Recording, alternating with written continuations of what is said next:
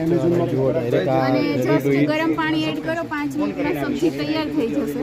આ હલવો બી હા, હલવો બી થઈ જશે. ખાલી ગરમ પાણી કરો એટલે હલવો તૈયાર. ફ્રીઝ ડ્રાઈડ ટેકનોલોજીથી બનાવેલું છે. બરાબર. જસ્ટ પેલા સબ્જી અમે બનાવી અને પછી એને -35 ડિગ્રી સેલ્સિયસ તાપમાને અમે એને ડીપ ફ્રીઝ કરીએ.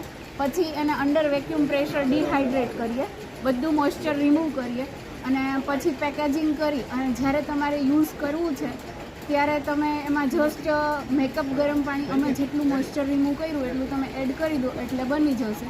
બધી સબ્જી બટરમાં બનાવેલી છે અને ગુજરાતી ડિશિસમાં બી બટરની અંદર ઓથેન્ટિક ગુજરાતી ટેસ્ટ આપ્યો છે.